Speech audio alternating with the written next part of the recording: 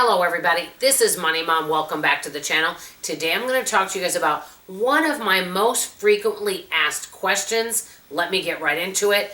Especially lately, I've been asked by several of you, you know what, I want to make some extra money. Is it even worth it to do mystery shopping?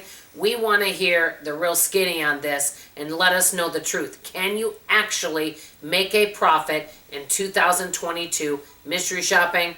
I'm going to tell you everything about it briefly, and then you can make your own informed decision. So, first of all, the one thing I need to tell you is, what is mystery shopping? Many of you know, but a lot of times when I don't tell you, people say, well, what is it? Basically, mystery shopping is critiquing a business and getting paid for it. So, for example, let's say that there is a store, it doesn't matter what store, we'll say a retail store, ABC grocery store. An ABC grocery store has 300 shops or 300 stores all around the United States. And they said, you know what, we'd like to know why we're losing money lately, and we want to know what the customer service is like. So we're going to go out and see what mystery shopping companies, what kind of program they can put together for us. And so they may put a bid in for several different companies and then pick one that meets their needs. And basically, a mystery shopper who is an independent contractor, and I'm just going to give an example, they may go to the grocery store and they get reimbursed $10 and paid $10 to go in and visit a few departments and give their opinion. And you always have to be objective for the most part on these, of how you were treated, what your customer service was like, did they upsell, things like that. That's just an example of one.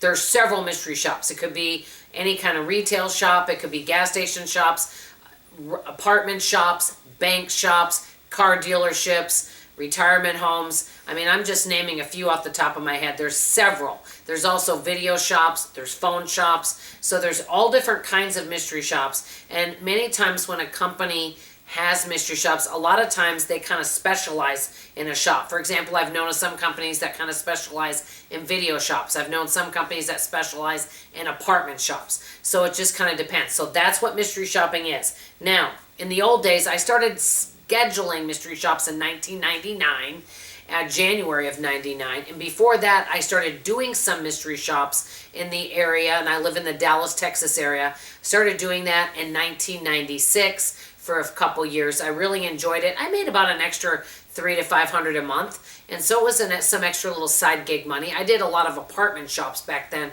and also some retail shops, so it was a lot of fun.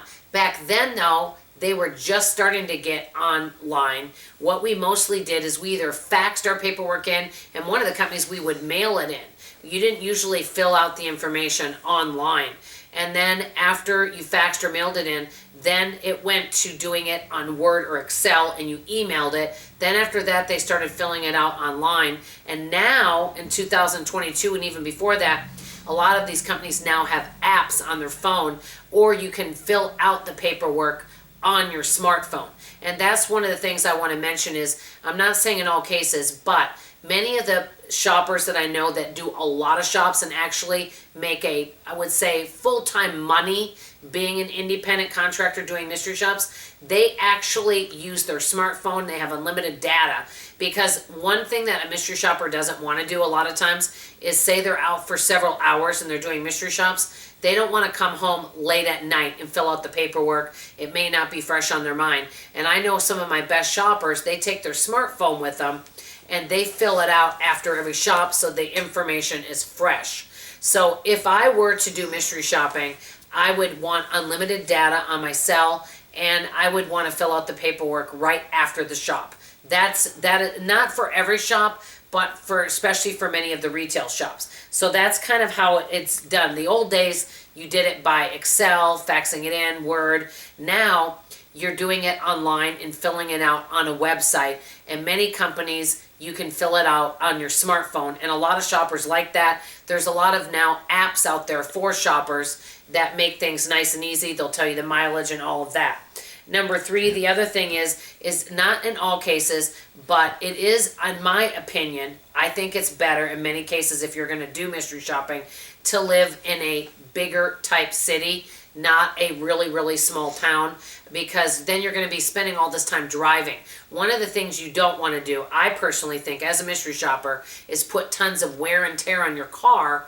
I mean, I've known mystery shoppers that they do a lot of driving and they replace their car every couple years. Well, then you're not really making a profit. So I do think it's good to try to do things that are all clustered together and close together so that you can get the most bang out of your buck and make the most money. You don't want to be, someone calls and asks you to go do a grocery store mystery shop and it's 25 miles away. Unless you really want to go visit that store, then what I would do if I were doing those shops is I'd see from all the other companies that I do mystery shopping with, do they have other things that I can do along the way so I can make money on my way to that grocery store. So a lot of mystery shoppers out there are extremely organized. Personally, if I were just starting out, I would just take a couple fast things right near my home to get a feel for it, to see if it's something that I enjoy. Because you don't want to get overwhelmed and overschedule yourself and then be stressed out. That's one of the things I would say. Also, another thing is you do want to watch out for scams. There are scams out there. For example, I've had a few mystery shoppers that have reached out to me and said, hey, I got a check in the mail and they want me to cash this check and mail part of it back to them. Well, to me, if some mystery shop emails you and says, hi, this mystery shop pays $300, or oh, we're mailing you a check, anything that sounds too good to be true is too good to be true. My biggest advice on anything, whether it's mystery shopping or anything, is do your research. And if you don't know, you can reach out to me. And if I don't know, I can reach out to another scheduler. Do your research. There is an organization called the MSPA, and you could Google them if you'd like. And they give really good information about scams. They are a very reputable organization. So it's good to communicate and to find out whether or not it's a reputable company. But anything that sounds too good to be true, a lot of times is. I will say that. So another one is you'll want to create routes that work for you, and I already kind of mentioned this. So for example, I live in Dallas, and if any of you know Dallas, okay, so let's say somebody asked me to do a shop in Carrollton, Texas. Carrollton's about, with traffic, maybe 40 minutes away, so that wouldn't maybe be worth it. But there's the other suburbs that are near Carrollton might be Farmers Branch, Louisville, and so if I had a bunch of shops there, all clustered in that area, it'd be worth it for me to go do it. So just creating routes that work for you. And another thing, number 6, I was going to mention is that there's a lot of support out there for mystery shoppers. If any of you want to reach out to me, I actually just updated all my mystery shopping information, and I've got some good information that you can look up to see if this is something you want to do for some part-time income. So basically, number 7, the main thing I've been saying all along, do your research. Remember, you are an independent contractor. This is not a job. You will be taking care of your own mileage, your own taxes, so you're an independent contractor. If I, for example, reached out to you and I said, hey, Sally, would you like to go do this restaurant mystery shop over at, ABC restaurant? And let's just say for whatever reason, you don't really like to go out to eat. Maybe you have some food allergies. You are not required to go do that shop. You don't even have to respond to me. Or you could just say, no, thank you. You don't even have to respond though, because you may get a lot of emails asking you to do shops. So you're an independent contractor. Now, if you accept a shop, then I would say it's good if you will complete it. Now, sometimes things have happened where a shopper accepts a shop and they didn't really realize what they were accepting. And so it's good to make sure that you know who the scheduler is so that you can ask questions. But the main thing is if you have to cancel, make sure to communicate by email, text, through the website, however that company does it. If you're unable to do something, communication is the key.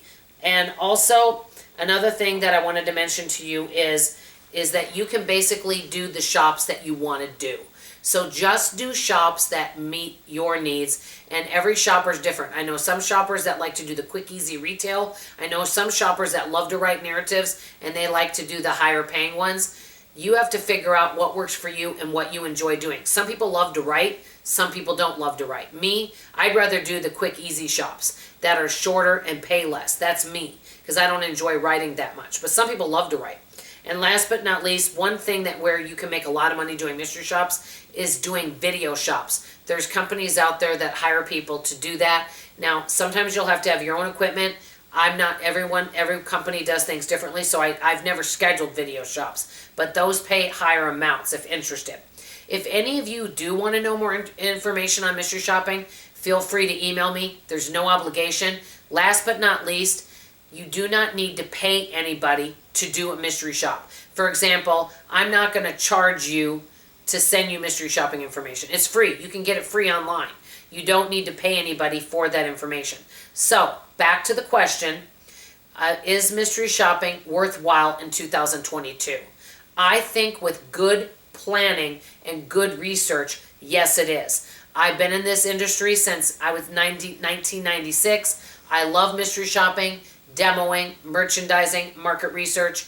I love all of that. And there's so many fabulous companies out there. I know wonderful schedulers that have been so kind to me. We've all kind of helped each other. We all have a team spirit, which is great. So I definitely think it's worth it with proper planning. So let me know, do any of you do mystery shopping? Make sure to do your research before accepting any. And if you have any questions, feel free to reach out to me. That's all I have to say for now. I love you, I appreciate you, and I'll see you on tomorrow morning's video. Bye-bye.